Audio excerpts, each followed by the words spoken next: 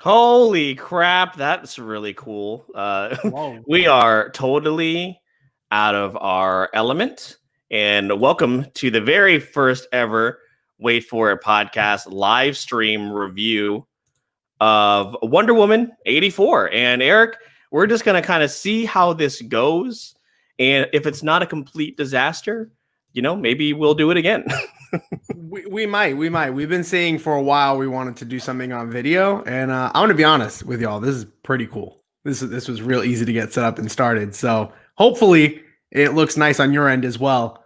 Let us know in the comments. Is that what people on video say? That's what Make they sure always you say. smash that like button, guys. Subscribe, hit the bell for the notifications. We don't have any of that set up. No, we really don't. And, we're talking to no one right now except for the two of us. But, of course, this is going to be reposted so you guys can rewatch it later. Eric, I'm going to get these links out for everybody on our social media. So, tell them what we did last night and what we're going to do with this episode, because I think it's going to be a really interesting discussion. Yeah, so we set up a private party at Tinseltown here. We're Jacksonville, Florida based, and we got a bunch of friends. Went to the local Cinemark and we had a blast. It was a lot of fun to get 20 people together, have a theater all to ourselves. Crazy how much the movie theaters look like a ghost town right now. So yeah, honestly though, it was a great time as far as the experience.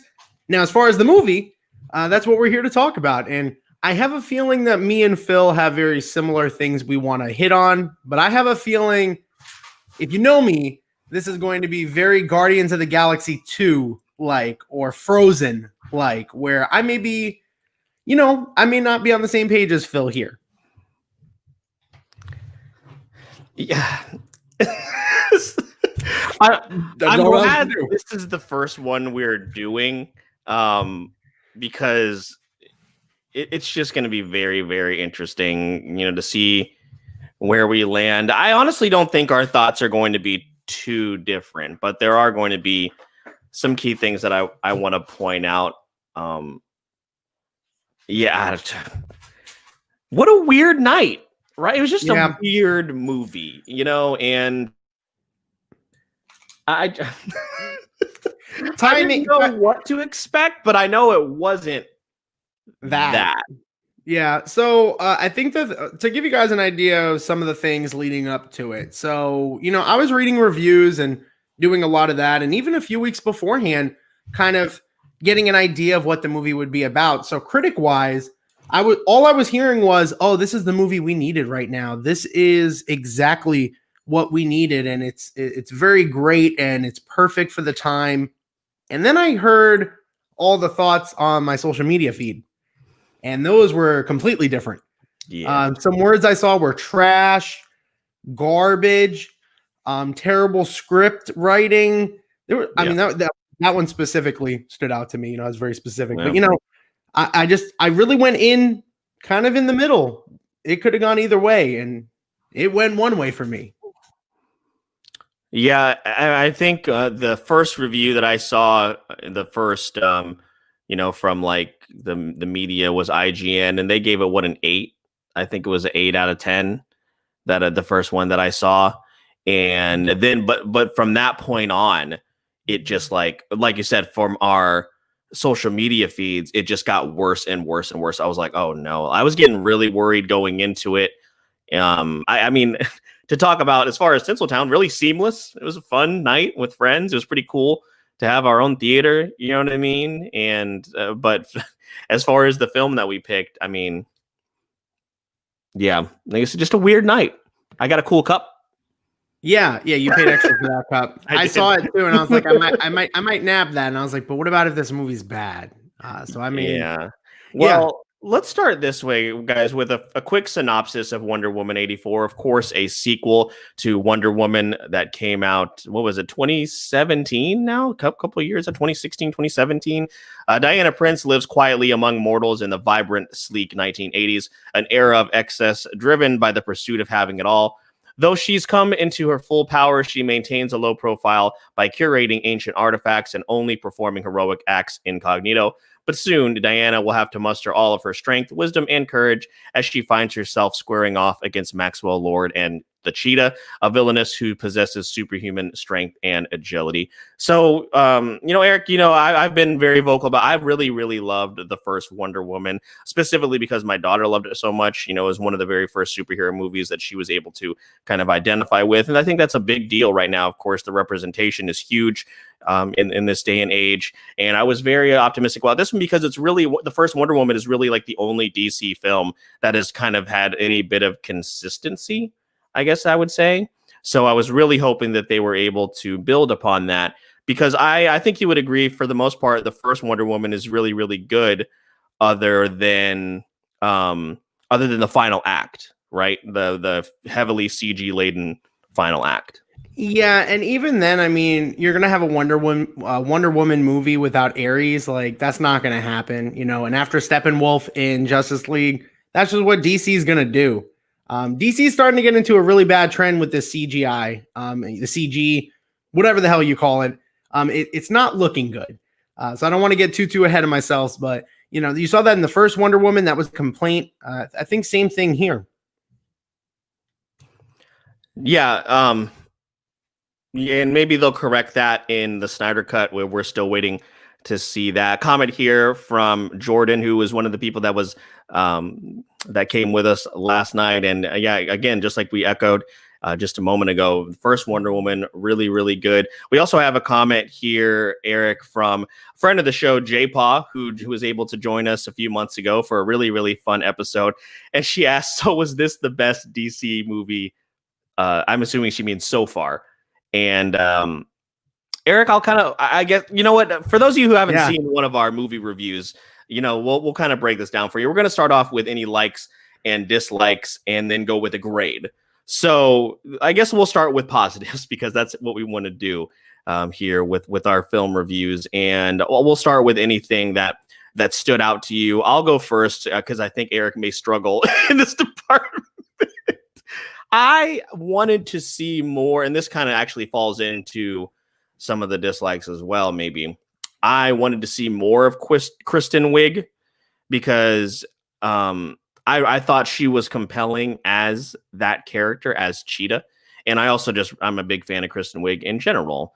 So the fact that she didn't get, I think, enough character development was disappointing. But I enjoyed seeing her in a role that we weren't used to seeing her in, I guess, if that makes sense. I have differing opinions. So I will address those in the dislikes. If anything, I should probably keep a tally of the things that you mentioned that I can immediately just shit on. So honestly, this movie had about one or two things that I liked, so I'll just get them out of the way.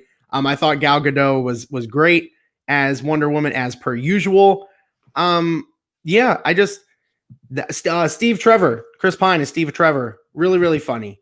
And I love Pedro Pascal as the main villain. So there were some good performances in there.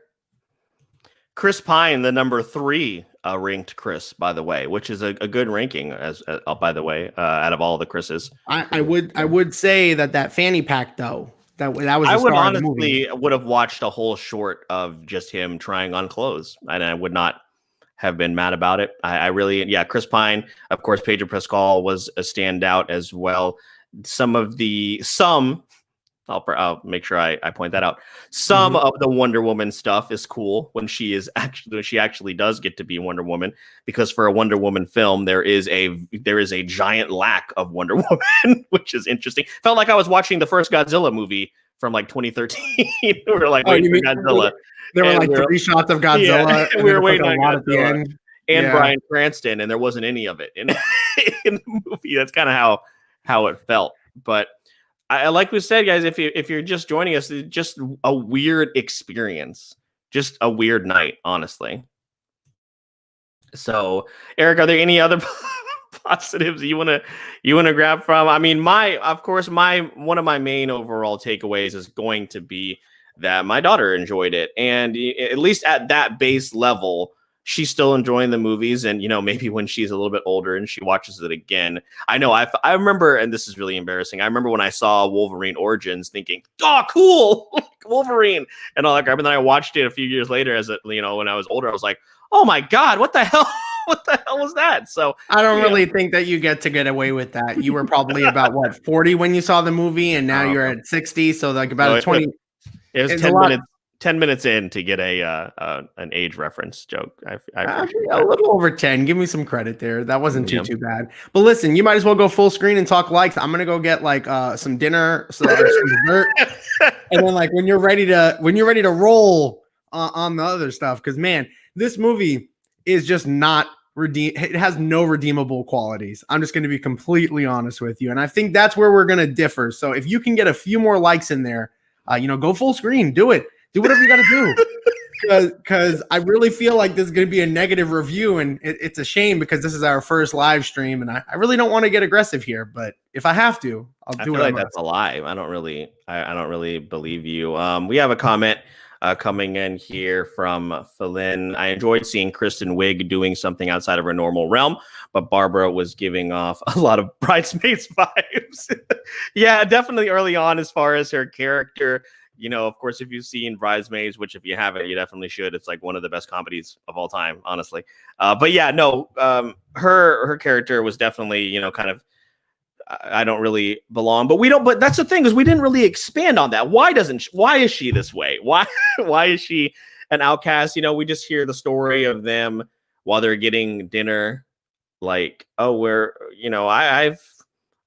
people never liked me either when I was in high school, like the most basic of stories. And I'm pretty sure. And again, Eric and I are not, full on comic book savants, or, we don't read a lot of the source material. We kind of rely a lot of it from our audience, but I'm sure that Cheetah's backstory is much more than I was bullied in high school.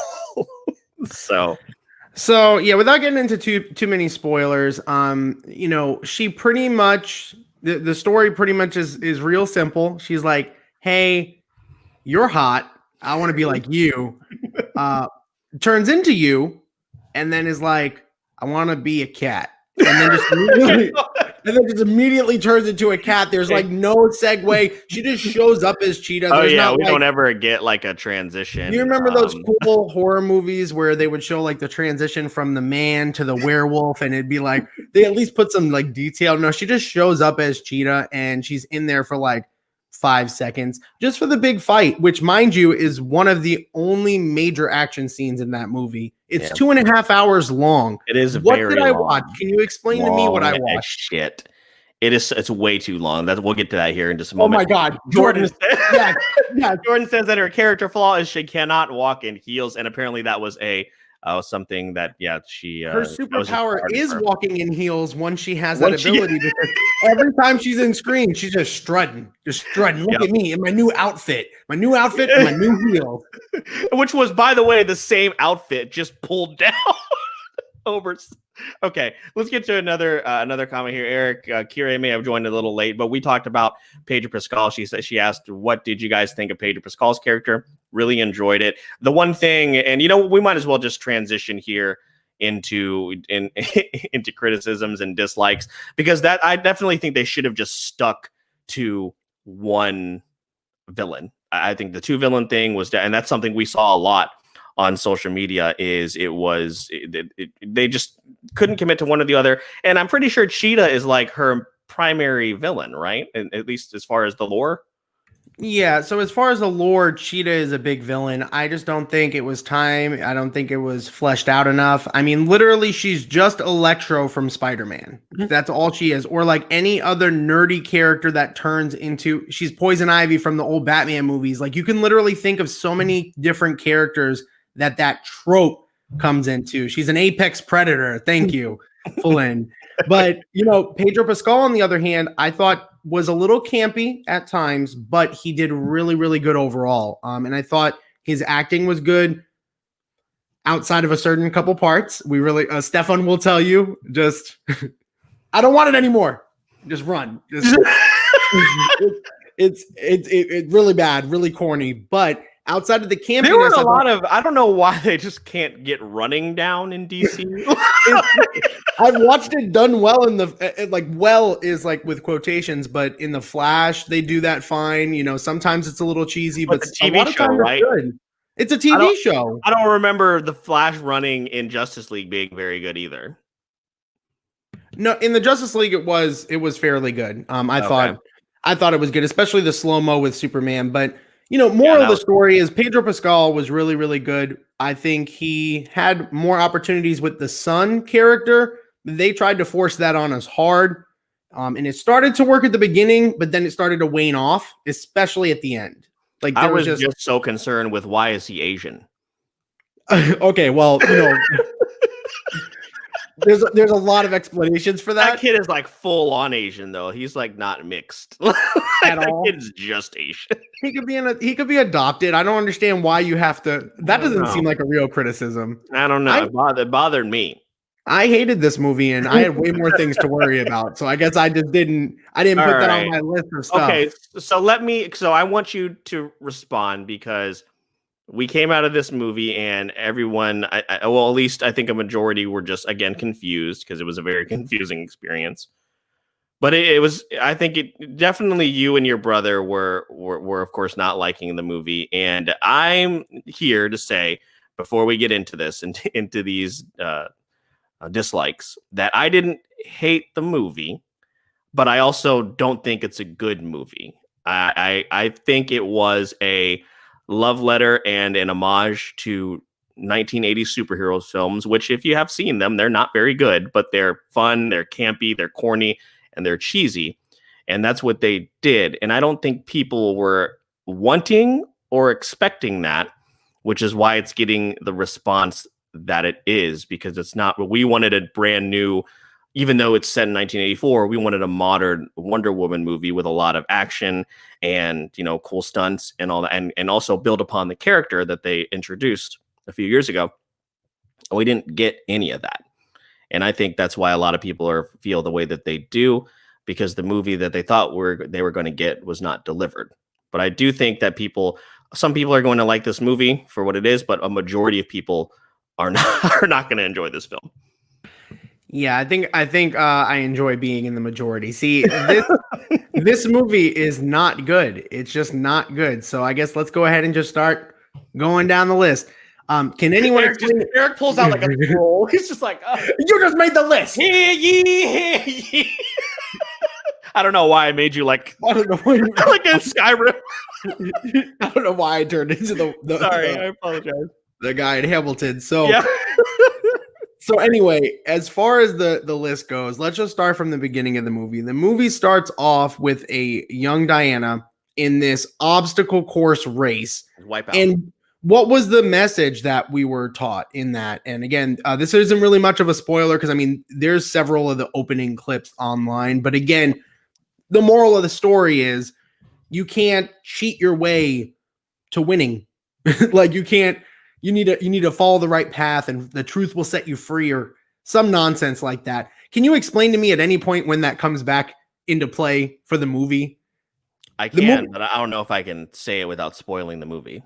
To me, it never came back around to really matter. Like they may have kind of brought it up again and it may have like tied to the overall theme, but it wasn't done very well. So already from the get-go, you're already setting up a false narrative and a really bad setup.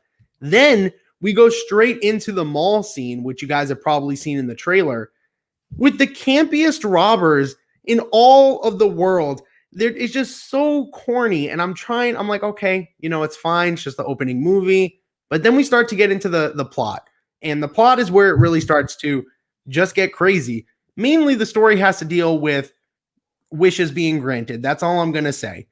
And Phil, I got to get your thoughts on that, because I personally think that it set the story up for failure.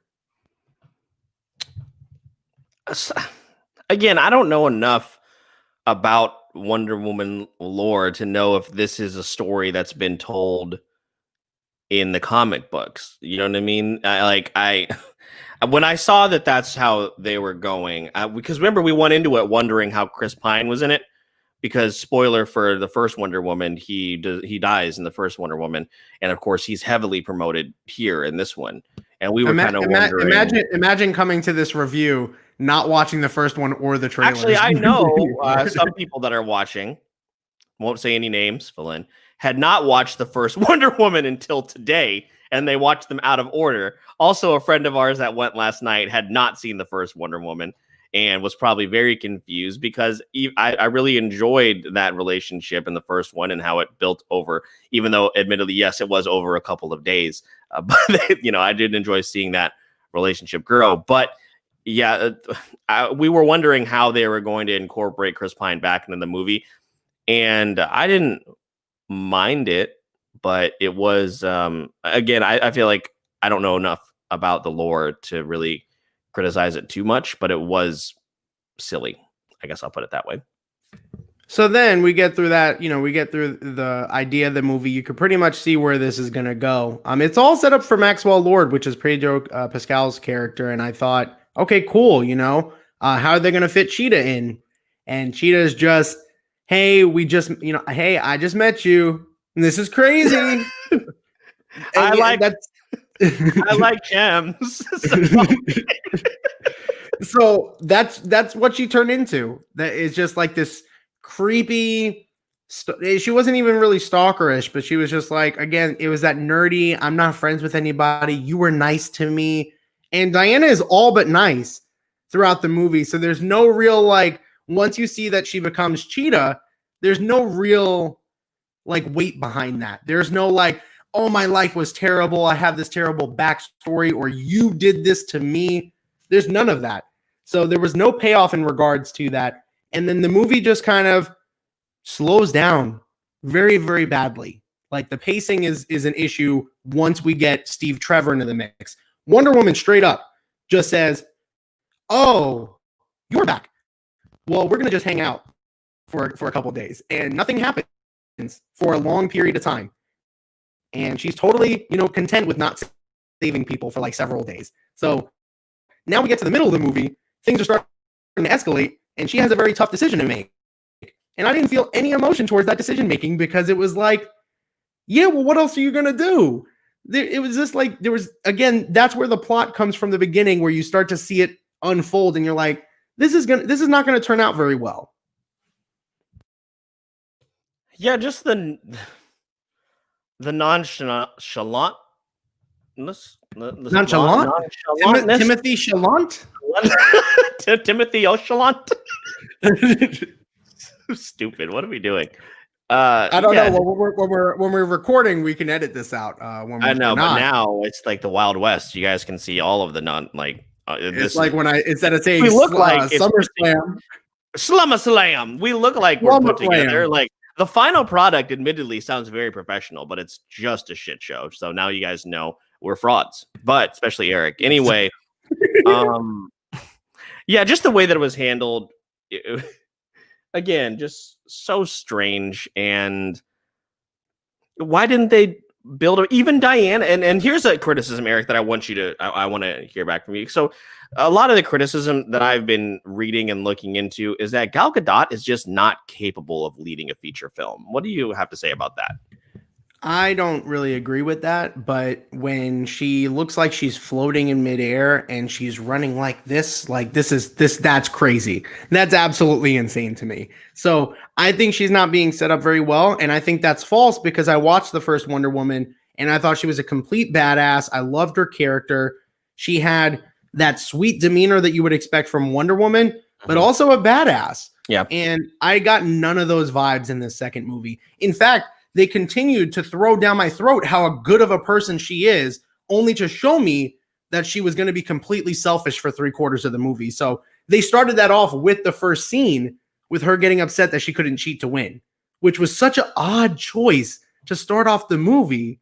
I don't get it. But again, if it's an homage to 80s films, then great. It sounds like Philin has something to say about that. Yeah, so Philin has a comment here. I think that is another homage to 80s films, though. For instance, 13 Going on 30. She was just bullied and it never really fit in. So, yeah, I okay. but we still needed to know more about that character, especially again because she's so important to the Wonder Woman lore. But I mean, I get that to an extent for sure. I think if they haven't done that so many times in the superhero genre, that would have landed more. Or if you just dedicated the film to just one villain, you could go all in on that. And you can go ahead and, really dive into that and get invested. But as much as I like Pedro Pascal's character, Maxwell Lord, I didn't really care about either of them at the end of the day. They just didn't do enough for me in the short amount of time that they had. They just, again, such a weird balance between Diana and Steve Trevor on this side, and then Maxwell Lord over here, and then Cheetah over here. It was like a lot of different things going on in a lot of different places, and that really took me away from the whole thing. And if you can make it work well, that's great, but that's not what they did for me. Well, even with Maxwell Lord, what was his thing is that he was just a shit businessman, right? He was on TV. He was essentially kind of a con man, and that's pretty much it, and then he goes on the journey that he goes on to, become the primary villain. And again, Kristen Wiig, or I'm sorry, Barbara Minerva, Cheetah, who is very important in as far as the DC, universe goes in the comic books, becomes just kind of like the Bane, right, of the story, where like in the Dark Knight Rises, where Bane was essentially just a pet for Talia al Ghul, and that's how they treated Barbara, and that seemed ridiculous to me. Like she's good enough. I thought there was enough there to warrant her being a villain for an entire film, I think, in my opinion. Well, yes, until you see the CGI that they did. Until you realize that, and you're like, well, maybe that's why they didn't go all the way with it. But you also don't want to go all the way with Maxwell Lord, because unless he's going to turn into like a god, how's he going to fight Wonder Woman? And I think the ending that we got between them, Wonder Woman and Maxwell, I think that's pretty much the only way it could go. And it was lame. It was just lame. It wasn't good at all. The fight scenes, not very good at all. There's an entire, like, just awful CGI, just clusterfuck, honestly, is what it was. And then it just ends up with this, like, trope of there's children in the road. You have to save them. And it's like, after all this stuff that's going on, it's just like they threw stuff in your face to let you know this was a superhero movie. We had to do classic poses and stuff like that were unnecessary, that weren't really fitting, and I don't feel were very earned. So this movie did a lot. I do think it's an homage, but that's why I hated it, honestly, is because I don't want to watch an 80s superhero movie. Yeah. It's 2020. I expect more. I think that's fair. I think that's a fair assessment, because people are going into this, even though knowing the setting, I mean, it's right there in the damn title, 1984, but you still, I mean, we watched Captain Marvel that was set in the 90s, and that still didn't feel outdated. It still felt very MCU. And even though it had a ton of references to that time frame and that time period, it still felt good. It worked very, very well. And I think this was a missed opportunity, and this was somewhat of a soft reboot to the DCEU, right? I mean, that whole thing is kind of up in the air. Have they just given up completely? Is this going to have any ties to Batman or the new Suicide Squad or any of this shit? I don't even think they know, and I think the response to this is going to send scrambling once again. Yeah, I think that there are going to be implications that happen because of this movie. So I do think that on the broader scale, this movie did have a big impact because of the villain and some of the things that were done. But again, I don't really care very much about it. I've seen Wonder Woman done better, and that was Wonder Woman. That was the first one. And the first one, I really do. It has its flaws. Phil will tell you. I think that movie is like C+ territory. Maybe I think he really holds it higher because of how much it meant to his daughter and how much it meant to you. Yeah. I can acknowledge it's one of the better DC movies, but not one of the better superhero movies. So I can differentiate between the two. This movie just sucks. It just sucks so much ass.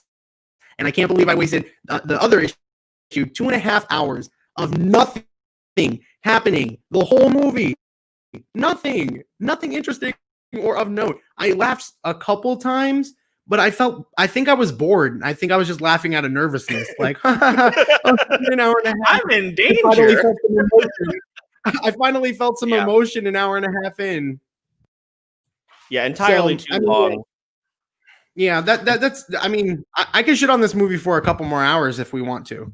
No, I was actually going to say we should wrap it up because we're right around the half-hour mark. And again, thank you guys so much for those of you that submitted some comments. Oh, and actually, we have one more question coming in, and we can answer this right here and right now, Kire.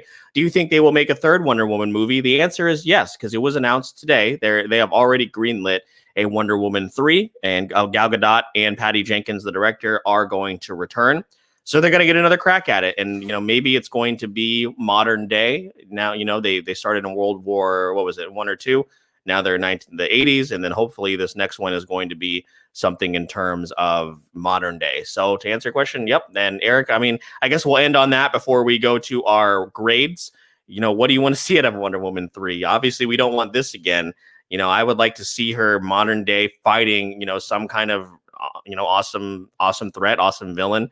Well, they've already gotten Cheetah out of the way, so I don't know where they go now. But I mean, I still hold out hope that they can right this ship in a few years whenever we see this sequel.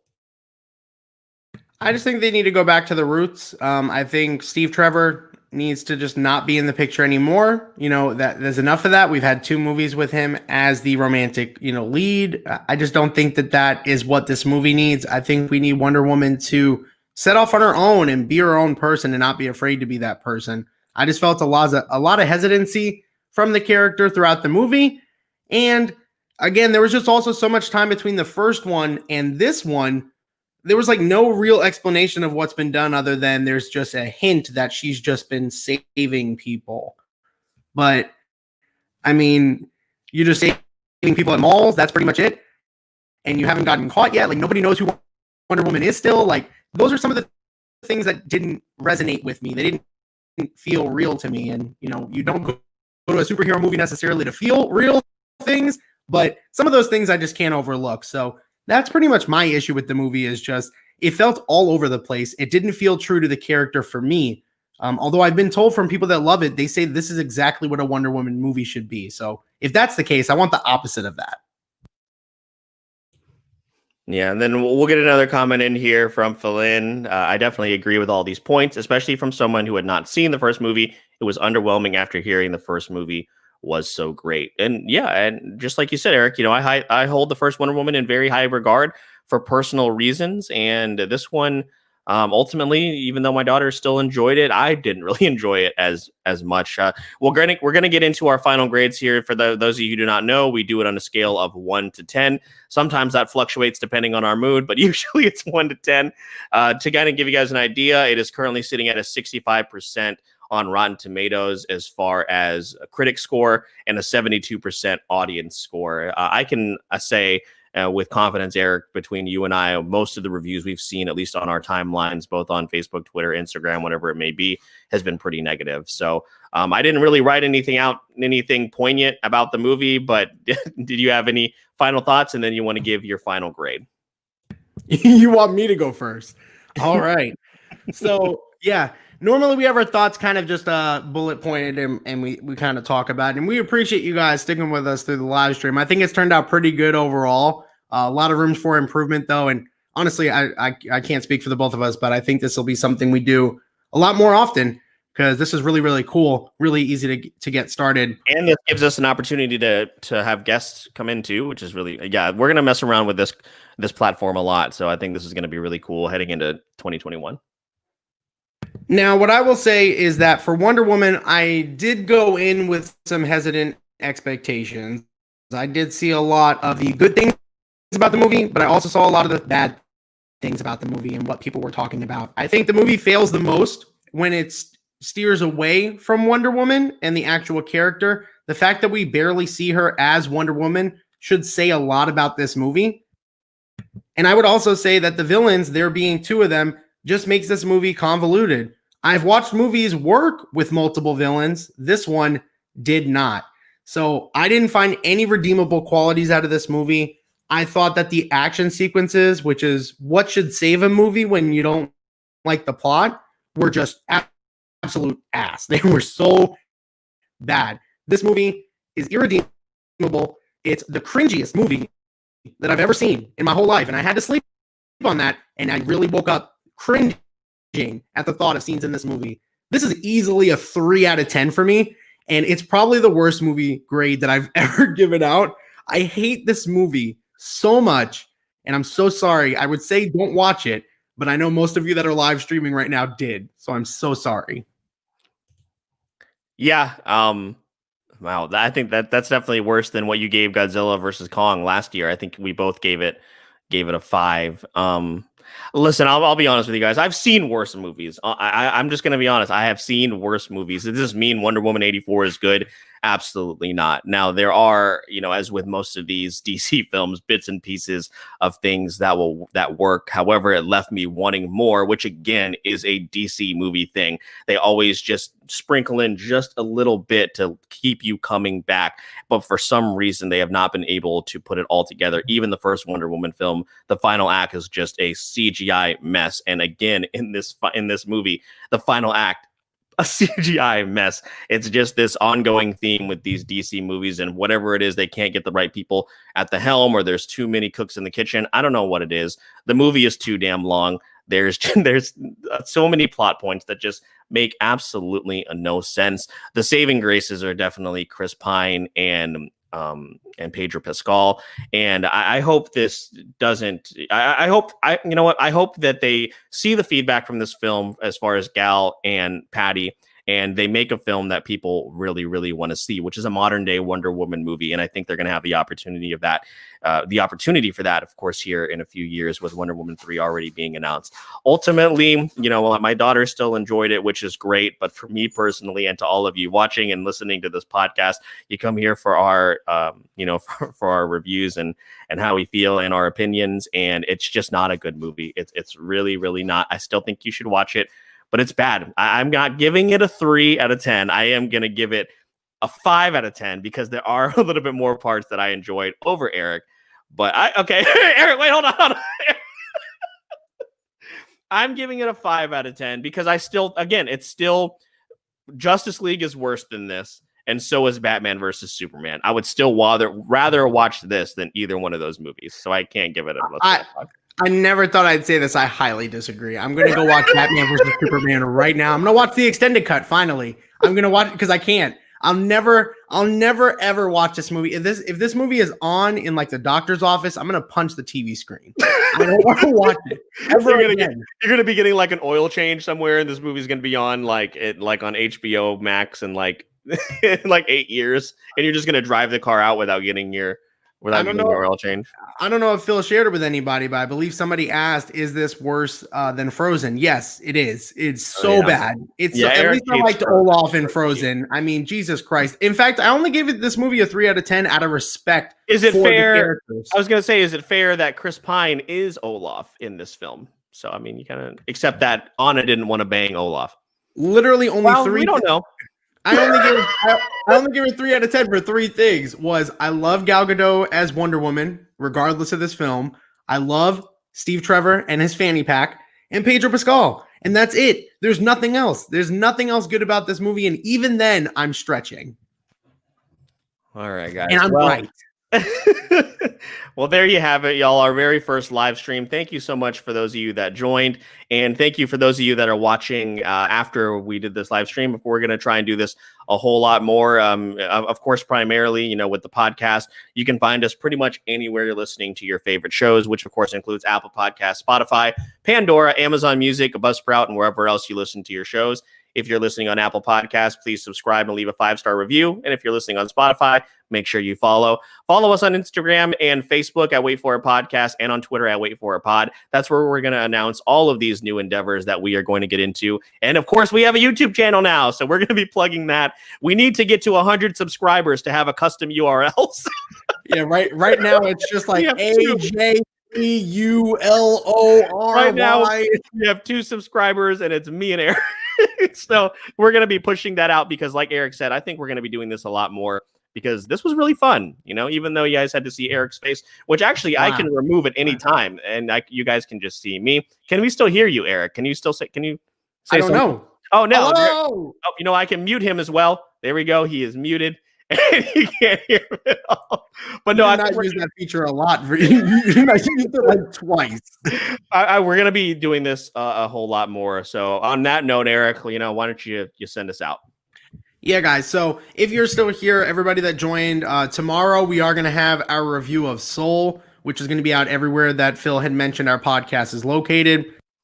We also have What Did I Miss coming out on Wednesday. So we're going to be going to a monthly format where we're going to pretty much cover everything that happened in December. So we're going to be talking about all that Spider-Man news, all those Disney announcements, and also how shit Cyberpunk 2077 was.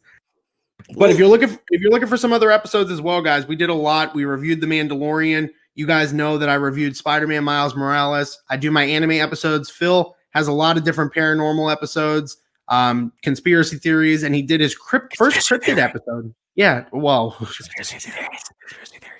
But, you know, again, all that aside, my name is Mr. Eric Almighty. That is my co-host. That I didn't know where I was pointing. I'd never done that on video before. That is my co-host, Phil the Filipino. And we release new episodes every Monday and Wednesday. Sometimes we're going to release a video. All you have to do is wait for it. Okay, bye, guys.